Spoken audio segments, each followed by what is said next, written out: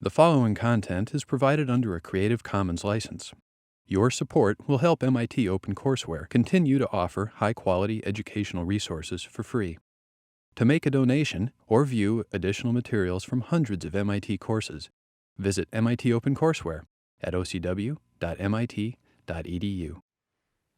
Okay, so last time we talked about the zeroth law, which is the common sense law, which says that if you take a hot object next to a cold object, heat will flow from the hot to the cold in a way that is well defined, and it allows you to define temperature. It allows you to define the concept of a thermometer. You have three objects. One of them could be a thermometer. You have two of them separated in distance. You take the third one and you go from one to the other and you see whether heat flows when you touch one object, the middle object between those two objects. And then we talked about temperature scales. We talked about the Celsius scale, the Fahrenheit scale, and the late 1800s were a booming time for temperature scales. People didn't really realize how important it was to properly define the reference points. Fahrenheit's warm-blooded, or 96 degrees. And Romer, 7.5 degrees Romer, because he didn't want to go below 0 degrees and measuring temperature outside in Denmark. Those are kind of silly. But they're the legacy that we have today. And that's what we use. In science, we use somewhat better temperature scales. And the temperature scale that turns out to be well-defined and ends up giving us the concept of an absolute zero is the ideal gas thermometer. So let's talk about that briefly today first. The ideal gas thermometer. It's based on Boyles Law. Boyles Law was an empirical law that Mr. Boyle discovered by doing lots of experiments. And Boyles Law says that the limit of the quantity pressure times the molar volume, so this quantity here, pressure times the molar volume, as you let pressure go to 0, so you do this measurement, you take a gas, you measure the pressure and the molar volume, then you change the pressure again, and you measure the pressure and the volume. You multiply these two together, and you keep doing this experiment, getting the pressure smaller and smaller. You find that this limit turns out to be a constant, independent of the gas. Doesn't care what the gas is. You always get to the same constant. And that constant turns out to be a function of the temperature. And the only function it is, it doesn't care what the gas is. It only cares what the temperature is. All right, so now we have the makings of a good thermometer and a good temperature scale. We have a substance. The substance could be any gas. That's pretty straightforward. Okay? So now we have a substance, which is a gas. We have a property. It's not the volume of mercury or the color of something which changes with temperature or the resistivity. In this case here, our property is the value of the pressure times the volume, times the molar volume. That's the property. The property is the limit as p goes to 0 of pressure times molar volume. It's a number. We're going to measure it. It's a number. It's going to come out. That's the property that's going to give us the change in temperature. Then we need some reference points. And Celsius first used the boiling point of water. The boiling point, and call that 100 degrees Celsius. And the freezing point, and call that of water, call that 0 degrees Celsius.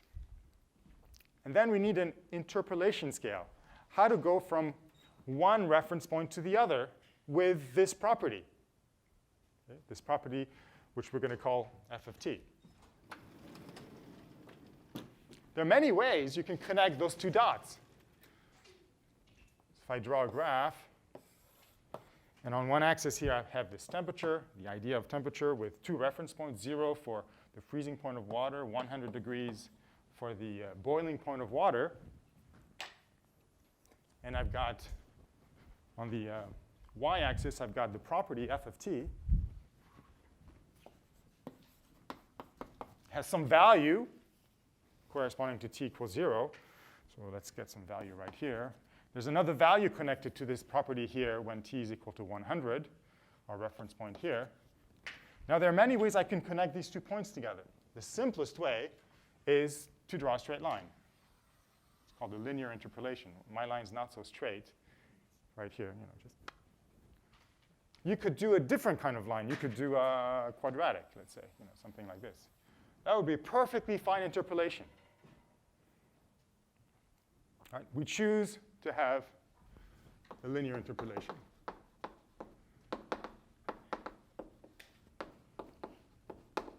That's a choice. And that choice turns out to be very interesting and really important, because if you connect these 2 points together, you get a straight line that has to intercept the x-axis at some point. Right? Now, what does it mean to intercept the x-axis here? It means that the value of f of t for this temperature is 0. Right? That means that at this point right here, f of t is equal to 0. That means the pressure times the volume equals 0 for that gas. And if you're below this temperature here, this quantity, P times V, would be negative. Is that possible? Can we have PV negative? Yes? No, can't be. Negative pressure doesn't make any sense, right? Negative volume doesn't make any sense. That means that this part here can't happen. That means that this temperature right here is the absolute lowest temperature you can go to that physically makes any sense. That's the absolute 0. And so the concept of an absolute 0, a temperature below which you just can't go,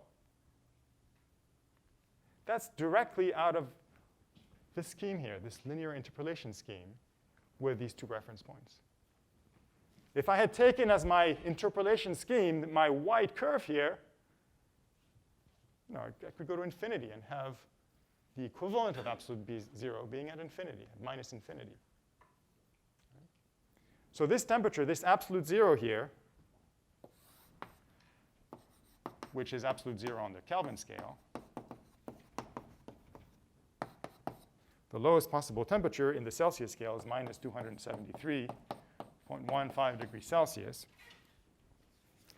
And so that begs the notion of re-referencing our reference point, of changing our reference points. To change our reference point from this point here being 0 instead of this point here being 0. And so redefining then the temperature scale to the Kelvin scale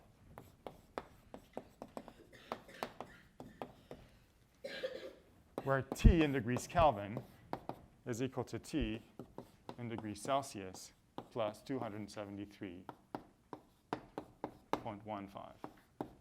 Okay, and then you get the Kelvin scale. Okay. All right, it turned out that this thermometer here wasn't quite perfect either. Just like Fahrenheit measuring 96 degrees being a warm-blooded, healthy man, right? That's not very accurate. Our temperature probably fluctuates during the day a little bit anyways, right? It's not very accurate. And similarly, the boiling point of defining that at 100 degrees Celsius, well, that depends on the pressure. Depends whether you're in Denver or you're in Boston. Right? Water boils at different temperatures depending on what the atmospheric pressure is. Same thing for the freezing point. So that means that you've got to define the pressure pretty well. You've got to know what the pressure is. It would be much better if you had a reference point that didn't care what the pressure was. Just like our substance doesn't care what the gas is. It's kind of universal, right? And so now, instead of using these reference points for the Kelvin scale, we use the absolute zero, which isn't going to care what the pressure is. It's the lowest temperature you can go to. And our other reference point is the triple point of water. Reference points become 0 Kelvin, absolute 0, and triple point. Okay. The triple point of water is going to be defined as 273.16 degrees Kelvin. And the triple point of water is that temperature and pressure. There's a unique temperature and pressure where water exists in equilibrium between the liquid phase, the vapor phase, and the solid phase. Okay? So the triple point is liquid, solid, gas, all in equilibrium. Now you may think, well, I've seen that before.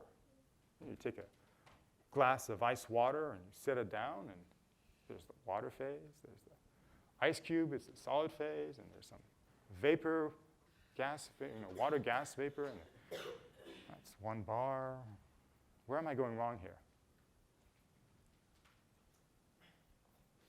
The partial pressure of the water, of gaseous water above that equilibrium of ice and water is not 1 bar. It's much less. Right? So the partial pressure, or the pressure by which you have this triple point, happens to be 6.1 times 10 to the minus 3 bar. Okay, there's hardly any vapor pressure above your ice water glass. So this unique temperature and unique pressure defines a triple point everywhere, and that's a great reference point. Any questions? Great. So now we have this ideal gas thermometer, and out of this ideal gas thermometer also comes out the ideal gas law, because we can take our interpolation here, our linear interpolation, and the slope of this line. Let's draw it in degrees Kelvin instead of in degrees Celsius.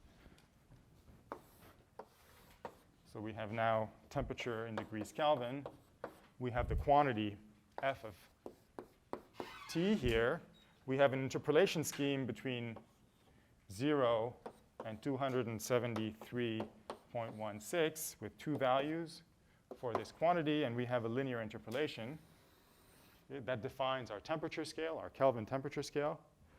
And so the slope of this thing is F of T at the triple point, which is this point here. This is the temperature of the triple point of water, divided by 273.16. That's the slope of that line.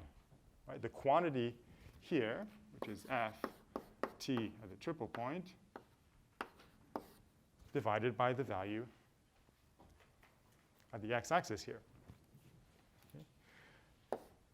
And so that's the slope, and the intercept is 0, so the function f of t, you just multiply by t here. Right? This is the slope. Okay, now f of t is just the limit as p goes to 0 of p times v bar. And so now we have this quantity, p times v bar, and the limit of p goes to 0 is equal to a constant times the temperature. That's a universal statement. It's true of every gas. I didn't say this is only true of hydrogen or nitrogen. This is any gas because I'm taking this limit p equals to 0. Now this constant is just a constant. I'm going to call it R. Okay, I'm going to call it R. It's going to be the gas constant. And now I have R times T is equal to the limit p goes to 0 of p v bar. It's true for any gas. And if I remove this limit here, RT is equal to p v bar, I'm going to call that an ideal gas. Say this is the property of an ideal gas. What does it mean, ideal gas? It means that the molecules or the atoms in that gas don't know about each other. They effectively have no volume. They have no interactions with each other. They occupy the same volume in space. They don't care that there are other atoms or molecules around. Because that's basically what you do when you take P goes to 0. You make the volume infinitely large, the density of the gas infinitely small. The atoms or molecules in the gas don't know that there are other atoms and molecules in the gas. And then you end up with this universal property. Right? So gases that have this universal property, even when the pressure is not 0, those are the ideal gases. And for the sake of this class, we're going to consider most gases to be ideal gases. Questions? OK. So now this equation here relates 3 state functions together, the pressure, the volume, or the temperature. If you remember, we said that if you had a substance, if you knew the number of moles and 2 properties, you knew everything about the gas, which means that you can rewrite this in the form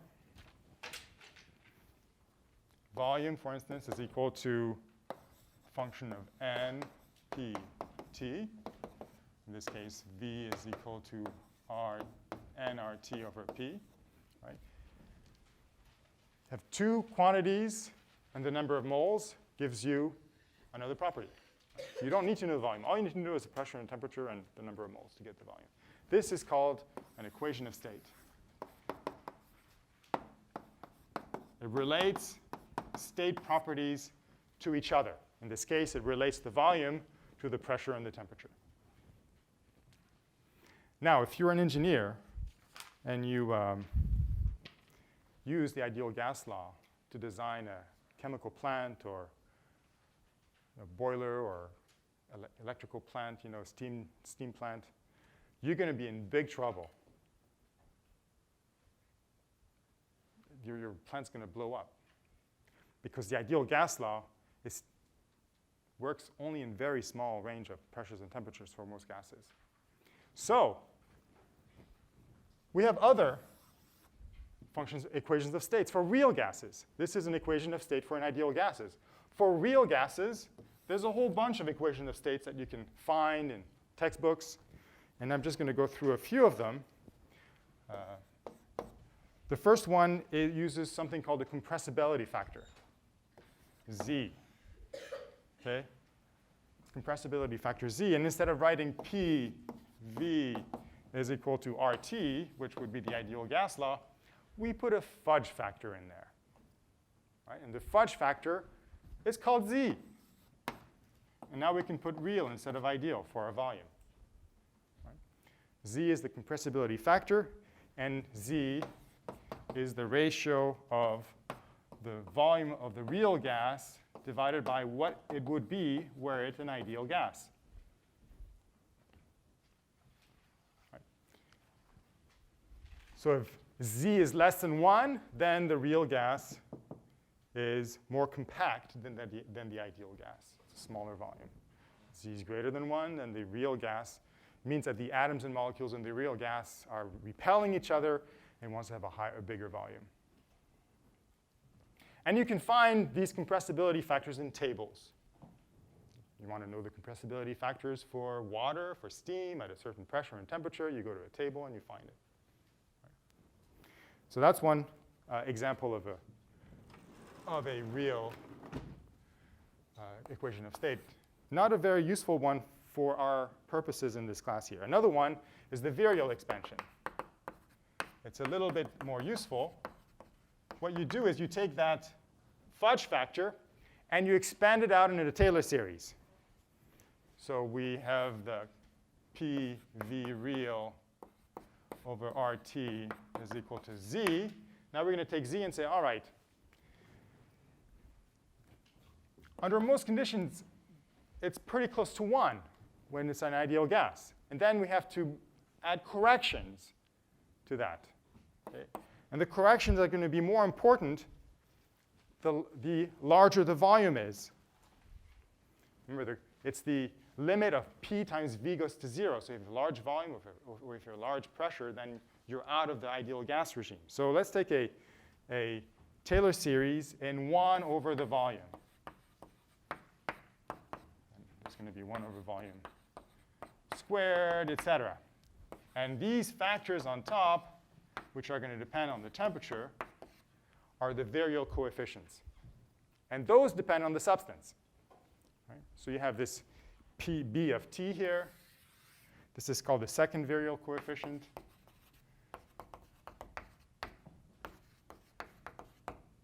And then, so you can actually find a graph of this B of T. It's going to look something like this as a function of temperature. There's B of T. There's going to be some temperature where B of T is equal to 0. In that case, your gas is going to look awfully like an ideal gas. Above some temperature is going to be positive. Below some temperature is going to be negative. Right? Generally, we ignore the high-order terms here. So again, if you do a calculation where you're close enough to the ideal gas, and you need to design if you're an engineer designing something that's got a bunch of gases around, this is a useful thing to use. Now, the most interesting one for our class, the equation of state that the most interesting is the van der Waals equation of state, developed by Mr. van der Waals in 1873. And the beauty of that equation of state is that it only relies on 2 parameters. So let's build it up. Let's see where it comes from. Let me just first write it down, the van der Waals equation of state.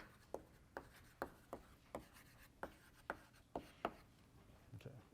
P plus A over V bar squared times V bar minus B equals RT. All right, if you take A equal to 0, these are the 2 parameters, A and B. If you take those 2 equal to 0, you have PV is equal to RT. That's the ideal gas law. OK, let's build this up. Let's see where this comes from, where these parameters A and B comes from. So the first thing we're going to do is we're going to take our gas in our box. Let's build a box full of gases here. We've got a bunch of gas molecules, or atoms. Okay, there's the volume of the box here. Well, these gas molecules, or atoms, to first approximation, are like hard spheres. They occupy a certain volume. Each atom or molecule occupies a particular volume. Right? And so we can call B is the volume per mole of the hard spheres. Right. Volume per mole, that is the little sphere that the molecules are. So that the volume that's available to any one of those spheres is actually smaller than V, right? Because you've got all these other little spheres around. So the actual volume seen by any one of those spheres is smaller than V. And so when we take our ideal gas law, P V bar is equal to RT, we have to replace V bar by the actual volume available to these hard spheres.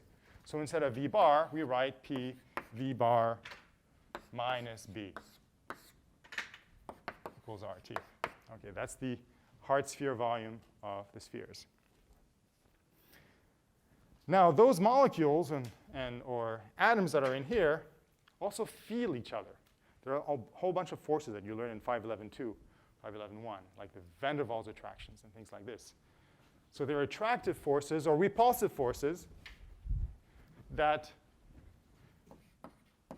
these molecules feel. Okay?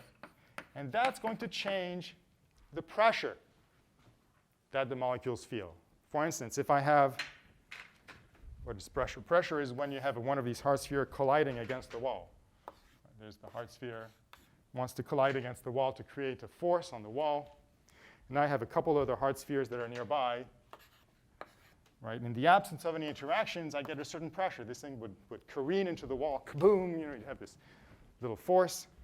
But in the presence of these interactions, you've got these other molecules here that are watching this, their partner sort of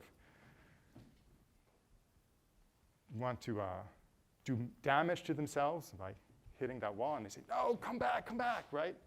There's an attractive force. There's no other molecules on that side of the wall, so there's an attractive force that makes the velocity of the thing not quite as fast. The force is not quite as strong as it was without this attractive force. So the real pressure is not quite the same because of these attractive forces as it would be without the attractive forces. Okay, the pressure is a little bit less in this case here. Okay, so instead of this P here, now if I rewrite this equation here as P is equal to RT divided by V bar minus B, okay, just rewriting this equation as it is. So the pressure is going to depend on how strong this attractive force is. So the pressure is going to be less if there's a strong attractive force. And the 1 over v squared is a statistical, basically a probability of having another molecule, a second molecule in the volume of space. Right? So if the molar volume is small, then 1 over v bar is large. There's a large probability of having two spheres together in the same volume. If the molar volume is large, that means that there's a lot of room for the molecules, and they're not going to be close to each other, and so this isn't going to be as important. So A is the strength of the interaction. V bar is how likely they are to be close to each other. And that's going to affect the actual pressure seen by the gas. Okay. And A is greater than 0 when you have attraction. And that gives you the van der Waals equation of state with two parameters, the hard sphere volume and the attraction. You don't have to go look up in tables of books. You don't have to have all the values of the second virial coefficient or the fudge factor, just two variables that make physical sense, and you get an equation of state which is a reasonable equation of state. And that's the power of the van der Waals equation of state, and that's the one we're going to be using later on in this class to describe real gases. Questions? Okay, so we've done the 0th law, we've done temperature, equations of state. We're ready for the first law. We're just going to go through these laws pretty quickly here. Remember, the first law is the Upbeat Law. It's the one that says, hey, life is all rosy here. We can take energy from fossil fuels and burn it up and make it heat and change that energy into work. And it's the same energy, and we probably can do that with 100% efficiency. We can take heat from the air surrounding us and run our car on it with 100% efficiency. It's possible. That's what the first law says. It's possible. Work is heat, and heat is work, and they're the same thing. You can break even, maybe. So let's go back and see what work is. Let's go back to our freshman physics. Work. Work is if you take a force and you push something a certain distance, you do work on it. Right? So if I take my chalk here and I push on it, I'm doing work to push that chalk. Force times distance is work. The applied force times the distance. There are many kinds of work. There's electrical work. If you take a motor, you plug it into the wall. Electricity makes the fan go around. That's electrical work. There is magnetic work. There is work due to gravity. In this class here, we're going to stick to one kind of work, which is expansion work. OK, so expansion work, for instance, or compression work, is if you have a piston with a gas in it. All right, you put a pressure on this piston here, and you compress the gas down. This is compression work. Now the volume gets smaller. P external here. Pressure. The piston goes down by some volume L. The piston has a cross-sectional area A. And the force, pressure is force per volume area. Right? So the force that you're pushing down on here is the external pressure times the area. Pressure is force per volume area. That's the force you're using to push down. Now, the work that is calculated when you push down with the pressure on this piston here, that work is force times distance, right? F times L. F is P external times A times the distance L. So that's P external times the change in the volume. The area times this distance is a volume, and that is the change in volume from going to the initial state to the final state. Okay. Now we need to have a convention. Okay, we've got force, work is force times distance, is P external times delta V, and I'm going to be stressing a lot that this is the external pressure. This is the pressure that you're applying against the piston, not the pressure of the gas. It's the pressure that the external world is applying on this poor system here. OK, but we need a convention here. The convention, and then we need to stick to it. And this convention, unfortunately, has changed over the ages. But we're going to pick one, and we're going to stick to it, which is that if the environment does work on a system, if we push down on this thing and do work on it to compress it, then we call that work negative work. Right? Now, we call that work positive work. All right. So that means we need to put a negative sign right here by convention. So if delta V is negative, in this case, delta V is negative. Okay, delta V is negative. Pressure is a positive number. Negative times negative is positive. Work is greater than 0. We're doing work on the system, to the system. In this case here, work is positive. If you have expansion on the other side, if the system is expanding in the other direction, if you're going this way,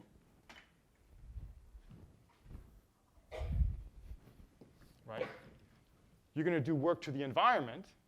There might be a mass here. This could be a car. A piston's in a car, right? So the piston goes up. That's going to drive the wheels. The car's going to go forward. You're doing work on the environment. Delta V is going to be negative. W is going to be negative. Sorry, got it backwards again. Delta V is positive in this direction here. The work is negative. Okay. So work on the system is positive. Work done by the system is negative. Convention. Okay. This negative sign is just a pure convention. Just got to use it all the time. If you use an old textbook written when I was taking thermodynamics, they have the opposite convention, and it's very confusing. But now we've all agreed on this convention, and work is going to be with a negative sign here. OK, any questions? All right, this is an example where the external pressure here is kept fixed as the volume changes. But it doesn't have to be kept fixed. I could change my external pressure through the whole process. And that's the path. We talked about the path last time being very important, defining the path.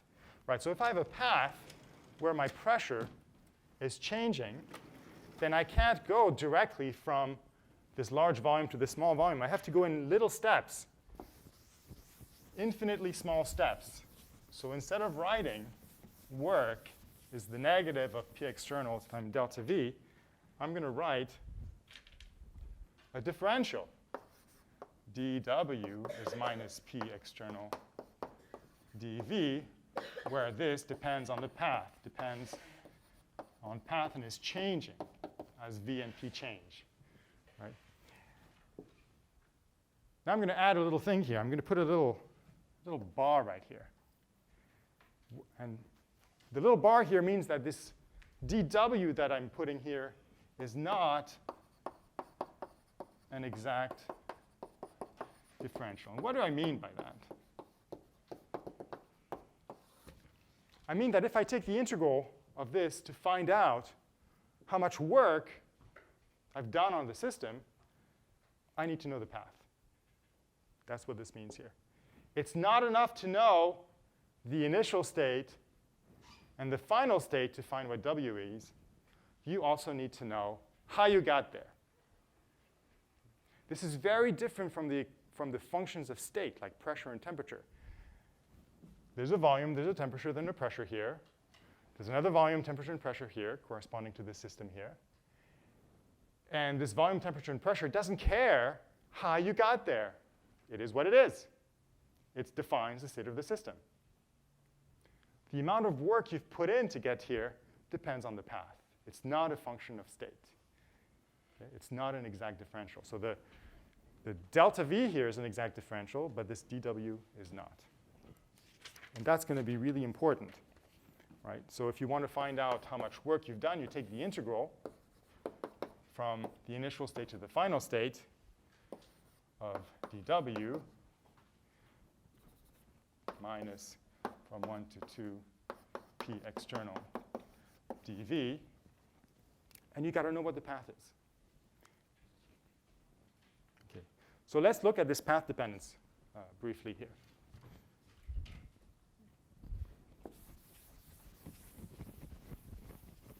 We're going to do two different paths and see how they're different in terms of the work that comes out. So we're going to take an ideal gas. We're going to assume that it's ideal. Let's take argon, for instance. Nice, non-interacting gas. We're going to do a compression. We're going to take argon with a certain gas, certain pressure P1, volume V1. And we're going to go to a final state argon gas P2, V2, where V1 is greater than V2 and P1 is less than P2. Okay, so if I draw this on a PV diagram, so there's volume on this axis, there's pressure on this axis. There's V1 here, there's V2 here, there's P1 here, P2 here. So I'm starting at P1, V1. I'm starting right here.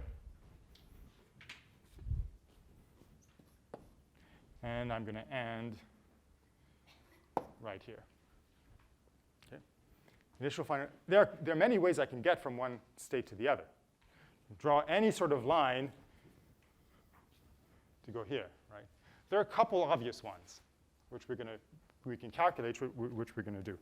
So the first obvious one is to take V1 to V2 first with P constant. Okay? So I'll take this path here. I take V1 to V2 first, keeping the pressure constant at P1. Then I take P1 to P2, keeping the volume constant at V2. Okay, let's call this path 1. Then you take P1 to P2, V constant. Okay. An isobaric process followed by a constant volume process. You could also do a different path. You could do, let me draw.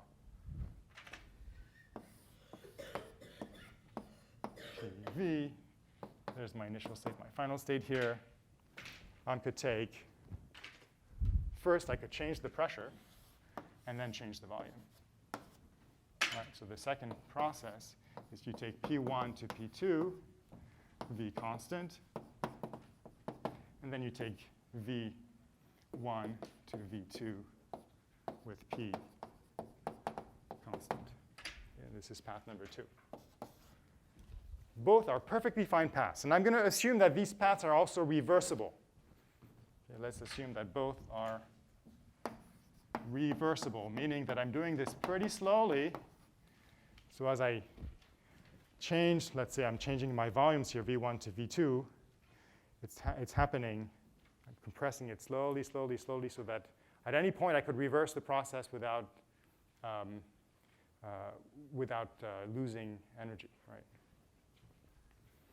It's always in equilibrium. All right, let's calculate the work that's involved with these two processes. remember, it's the external pressure that's important. In this case, because it's a reversible process, the external pressure turns out to be, or is the same as the internal pressure. So it's reversible. That means that P external equals P. I'm doing it very slowly so that I'm always in equilibrium between the external pressure and the internal pressure. So I can go back and forth. OK, so let's calculate W1, the work for path 1. All right, first thing is I change the volume from V1 to V2. The external pressure is kept constant at P1, so it's minus the integral from 1 V1 to V2 P1 dV. And then the next step here is I'm going from, the pressure is changing. I'm going from V2 to V2 dV. What do you think this integral is? All right, so this is the easy part, right? 0 here. And this one is also pretty easy. That's minus P1 times V2 minus V1. P1 times V2 minus V1. Well, that turns out to be this area right here.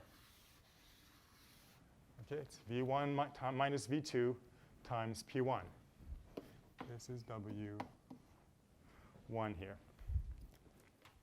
OK, I can rewrite this as P1 times V1 minus V2 and get rid of this negative sign here. Now, V1 is bigger than V2, so this is positive. Right. So I am compressing.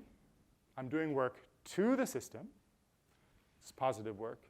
Everything follows our convention. Number 2 here. Okay, the first thing I do is I change the pressure under constant volume, V1 minus P dV. And then I change the volume from V1 to V2, and then this is P2 dV. This first integral is 0, V1 to V1. Then I get minus P2 times V2 minus V1, or P2 times V1 minus V2. Again, a positive number. I'm doing work to the system to go from the initial state to the final state. But it's not the same as W1. Right? In this case, I have P1 times delta V. In this case here, I have P2 times delta V. Right? And P2 is bigger than P1. W2 is bigger than W1. The amount of work that you're doing on the system depends on the path that you take. All right. How do I, practically speaking, how do I do this? Anybody have an idea? How do I keep P1 constant while I'm lowering the volume? Change the temperature, right. So what I'm doing here is I'm cooling. And then when I'm sitting at a fixed volume and I'm increasing the pressure, what am I doing? I'm heating, right? So I'm doing cooling and heating cycles. So in this case here, I cool and then I heat. In this case here, I heat and then I cool. Right? So I'm burning some energy, burning some fuel to do this somehow, okay, to get that work to happen. All right. Now suppose that I took these two paths and coupled them together.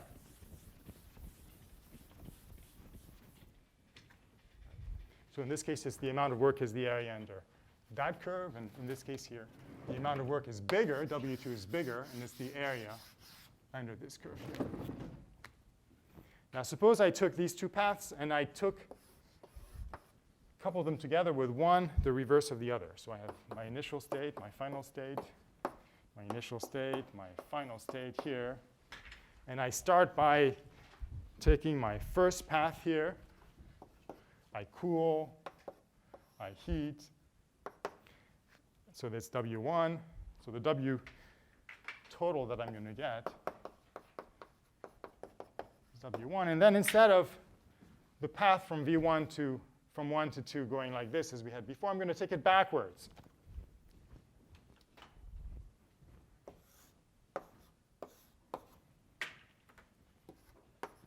Okay. If I go backwards, the work, everything is symmetric. The work becomes a negative for what I had calculated before. So this becomes minus what I calculated before for W2. Right? The total work, in this case here, is P1 times V1 minus V2 minus P2 times V1 minus V2. It's P1 minus P2 times V1 minus V2. This is a positive number. P1 is smaller than P2. This is a negative number. The total work is less than 0. That's the work that the system is doing to the environment. Okay? I'm doing work to the environment. The work is negative, which means that work is being done to the environment. And that work is the area inside the rectangle. Okay? What you've built is an engine. Right? You cool, you heat, you cool, you get back to the same place, but you've just done work to the environment. You've just built a heat engine. Take fuel, or rather you take something that's warm and you put it in contact with the atmosphere, it cools down. You take your fuel, you heat it up again, it expands.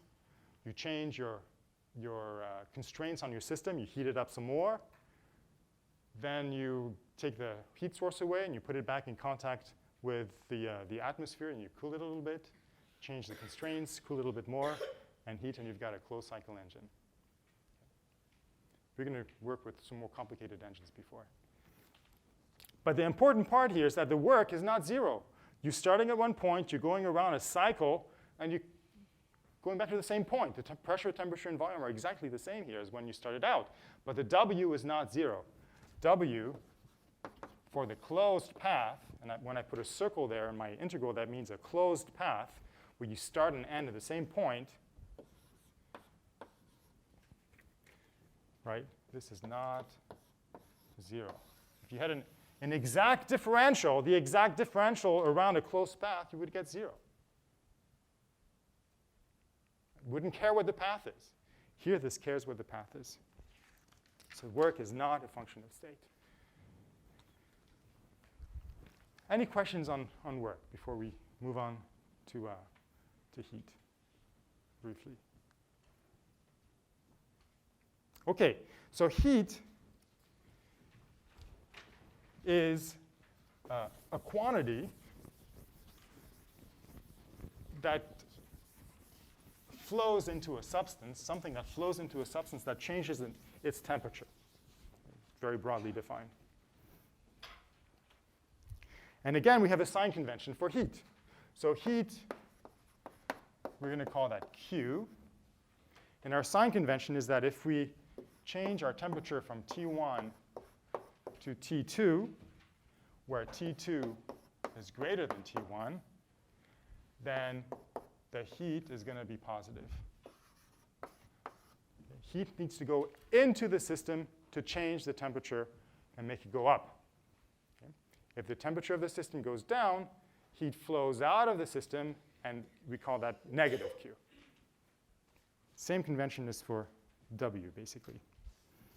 Now, you can have a change of temperature without any heat being involved. I can take an insulated box, and I can have a chemical reaction in that insulated box. I could take a heat pack, like the kind you buy at a pharmacy, break it up, gets hot.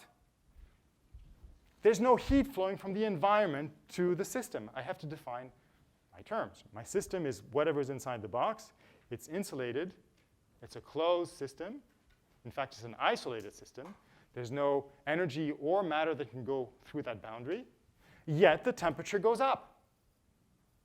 So I can have a temperature change, which is an adiabatic temperature change. Adiabatic means without heat.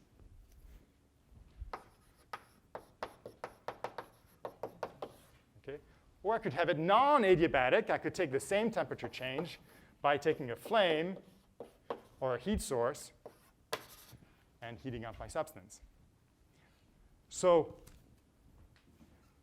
clearly, Q is going to depend on the path. Right? I'm going from T1 to T2, and I've two ways to go here. One is non-adiabatic, one is adiabatic.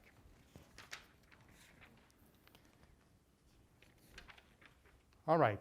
Now, what we're going to learn next time, and Bob Field is going to teach the lecture next time, is how heat and work are related, and how they're really the same thing, and how they're related through the first law, through energy conservation. OK, I'll see you on Wednesday then.